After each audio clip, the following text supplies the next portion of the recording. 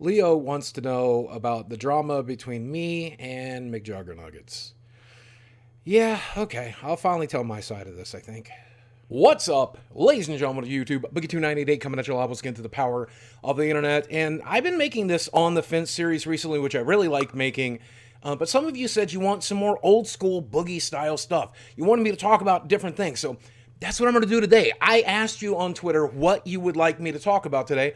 And I'm just going to pick random topics from that list and talk about them. Wu Tai Nostalgia says he wants me to talk about NFTs and the horrible and also awesome artwork. NFTs are supposed to be non-fungible tokens. I call them not fucking worth it. I don't know what a T stands for. I don't understand art, I guess, because I don't understand NFTs, and why you would spend your life savings on a JPEG doesn't make sense to me. I know some of these NFT networks do get you access to like a Discord or get you access to special in real life events or special privileges, and those make sense to me. If I ever to sell an NFT, that's what I would do. I would set up NFTs so that you could come check out my Discord and hang out with me, download my dirty sex tape every month or whatever. But other than that, I guess they're collectible. I know people are making money off of them. I don't understand why, though. He also wants to know if TikTok will crush YouTube since YouTube seems to be in super decline. YouTube's not going anywhere because of old heads like me and you and your parents. We're still going to be here forever. But the younger audiences, they like short form content, so they're attracted to Reels and TikTok and everything else, and that's where the new eyes are. The problem with YouTube is that they want you to watch like 90 minutes of content in one setting. Every video is like 30 minutes long, and I can't get through them anymore. So I'm gravitating towards TikTok as well. And we've seen recently that TikTok has beaten out YouTube in terms of metrics, both the number of daily users and the amount of time they spend on the app. I think that's because of the lack of ads. I think it's because of the variety and creativity. And I think it's because it's short form content. Just makes sense, and people are going to continue to gravitate towards that. YouTube would be fine, though. Freak Turns says a no BS update on you and how you are doing. Okay, mask completely off. This is Steve Williams talking, and I'm really worried about the outcome of the legal problems I'm in, where the dude came to my house, and you've seen the videos. You know what I'm talking about. That trial is going to be at some point this year, and I think I'm going to have an outcome I can live with. But I don't think it's going to be a great outcome. I don't think it's going to be the one that me or my lawyer are hoping for, but who knows? But I'm just scared shitless, man. I'm really, really worried about it and what the effects are going to be. How will it affect my YouTube career? How is it going to affect my life? How is it going to affect everything? And it's caused a lot of sleepless nights and a lot of stress. I've been able to keep most of that off of line, and instead I've been relying on my support structure, my friends, my dogs, my girlfriends, and I've been focusing on what really matters. I've been making less YouTube videos and tweeting less and live streaming less so that in case things do go really bad with this legal stuff and I have to sit in a cell for some reason, then I will be able to, say that I concentrated on what was really important at the time. That said, I miss doing YouTube. I miss live streaming, but since the beginning of the year, I've been focusing on what really matters in preparation for this nightmarish thing, and it's caused so much lack of sleep and so much worry and so much misery. But I think it's going to be okay.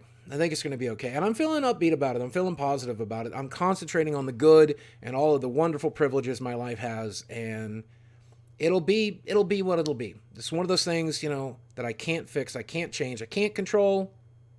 So I try not to worry about it. This guy wants to know if I could go back in time, what would I change or do differently? If I could change any one thing, it's the way that I ate, especially as a teenager and as a young adult, because I wasn't eating to live, I was eating to die. I was like slowly murdering myself with food because that made the most sense in my brain. I didn't want to grow old, I was miserable, I just liked food, it brought me comfort. I still kind of feel that way about the comfort thing, but I would like to not look like Jabba the Hutt, thank you. That would be the major thing I would fix. I'd probably try to stay out of legal trouble.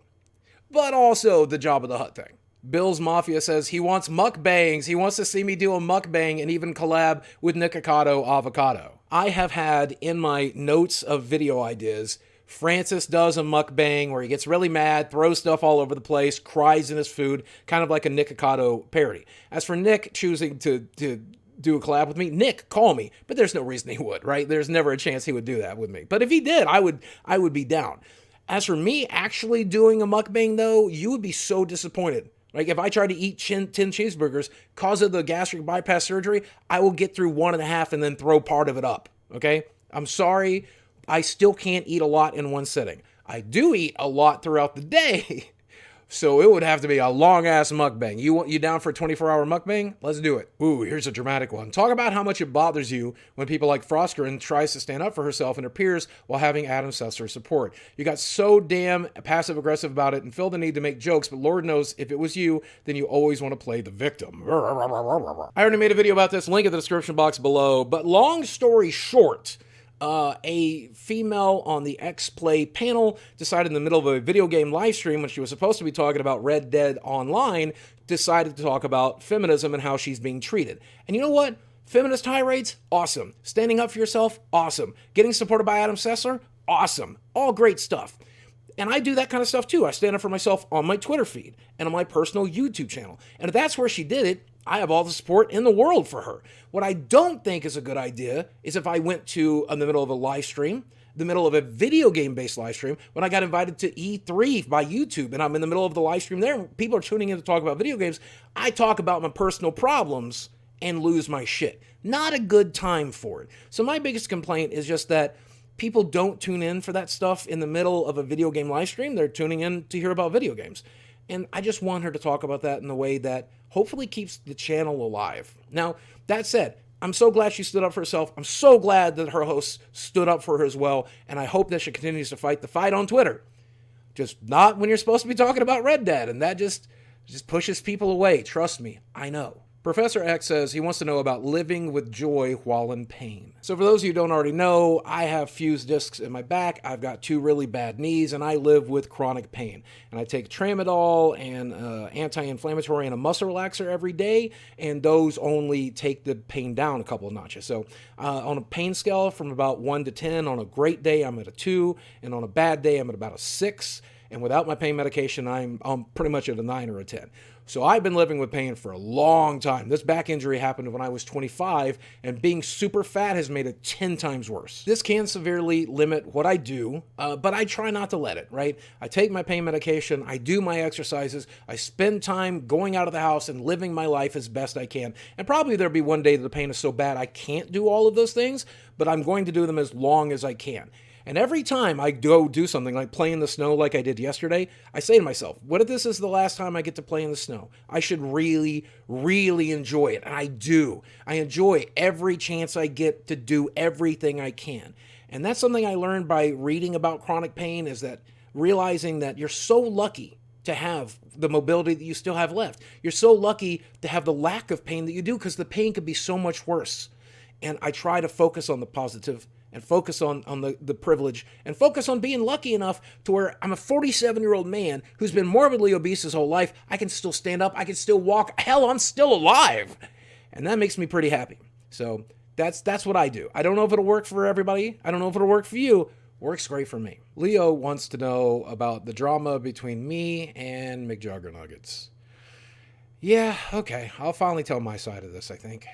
So me and Jesse are fine now, but back in 2019, I was out in LA for a YouTube convention, and I flew all the way from LA to Arkansas, slept here for 2 hours, then got on a plane to fly to Jesse's to film his big Halloween thing back in 2019. And I got there a little loopy, a little tired, a little out of it, and I was being my usual Twitch self where I'm telling like goofy and gross jokes all night. So I think that rubbed Psycho Dad the wrong way for sure. I go upstairs to take a nap, and when I come back down, there's another content creator there by the name of Grim, I think from Grim's Toy Show, and he brought a couple of strippers. I mean, that's what they were. They were professional strippers, and they were there dressed in very provocative costumes, and they were walking around the party propositioning people and talking about pretty outlandish stuff, but it was a party, and it was a Storyfire party as well. This content was going on Storyfire, which is a no-holds-barred platform, so things got a little awkward and wild. At one point, these 2 girls are like in the floor, shaking their booties, having a good time, and I'm in the room paying attention because I'm a guy, but I'm also like feeling awkward and looking at my phone because there's a bunch of people around us, right? And in comes Psycho Dad, pretty much in character and just angry and mad and screaming, "What ails you?" And he's mad at these girls for being so provocative, and they ask Grimm and the two girls to leave, and it's awkward and uncomfortable for everyone there. And I thought it was a bit. I did. Grimm handed me his phone and said, "Film this," and I thought it was a Storyfire bit. Made perfect sense. Turns out it was not a bit. They were just not happy that these girls were doing what they were doing. I think Psycho Dad was upset that I didn't kick the girls out or stop them from like twerking or whatever, but I've never understood that because it's not my house. He said I'm the adult there. I'm the adult in the situation. I shouldn't be watching that kind of behavior. I should be discouraging that kind of behavior. But again, Grin was filming it, right? I thought it was a bit. I thought it was an approved bit for Storyfire. That's what I thought we were putting on Storyfire. I thought we were putting ass shaking on Storyfire. That's the entire point of the platform, I thought. I immediately apologized to Psycho Dad for filming it because I thought it was a bit. Made sure he understood it wasn't on my phone. It was on Grimm's phone. Everything seemed okay. And then later that night, we're filming at like 3 o'clock in the morning. Everybody's exhausted and tired. And I made an off-color joke to Psycho Dad. And Psycho Dad, putting it very politely here, basically told me to leave. So I had taken an Uber from the airport to the middle of bumfuck New Jersey. If it wasn't for Emily Saxton, I would have not been able to get to a hotel, but I did what they said. I went upstairs, I packed my shit, I left, I rented a car, I went up to New York, I hung out for a few days and had a good time. And me and Jesse just basically weren't friends for a really long time because of it. And that me and Jesse never really saw eye to eye on Storyfire. By the way, my Storyfire plaque is still right there for hitting 100K. That platform, I had different ideas for it than he had. I wanted short form content. He wanted more long form ad driven content. I didn't like the ads that were on it. And more importantly, I wasn't uploading to the platform as often as I had agreed to. I wasn't promoting the platform as much as I wanted. So eventually he asked me to give up my 1% in the company. It took me a little while to agree to do it, but I said, as long as we can be friends again, I'll do whatever the hell you want me to do. I don't like this bad blood. Let's put it to bed. So me and Jesse touch base from time to time, but we've not been back in the same room together. I don't know if we'll ever collab again together. I mean, he always likes to write me as the bad guy, which is probably not good for my reputation. I don't know that I would feel comfortable flying all the way to Jersey again. I would definitely want to meet him somewhere else or have him come here. And I don't know that that's something he even wants to do. I don't know if it's something I even want to do. When we were close, it was great. And when we worked together, it was great. But that showed that maybe we shouldn't be working together. And I don't know. I love Jesse. I'll always have a special place in my heart for Jesse. I don't know. People change as they get older. Jesse's changed as I get older. He gets older. I change as I get older. So I don't know. Maybe we're just not in that position again. But it was great while it lasted. And who knows? It might come back again one day. I'll never say never. But Emily, if you ever see this, thank you. Thank you for being a friend. I love you. All right, this video is probably too long. People are not going to make it to the end of it. They are going to go watch TikToks instead. That said, I love you very much. Let me know what you thought about this video. Hit subscribe if you haven't already. Follow me if you want more content like this. Let me know what your questions are down below, and maybe I can answer some of your questions, not just in the comments, but in an upcoming video as well. Guys, as always, thanks for watching. I love you very much, and I will speak with you again soon. Oh, Sammy is done. Sammy don't want to be in here no more. I'm sorry, little puppy.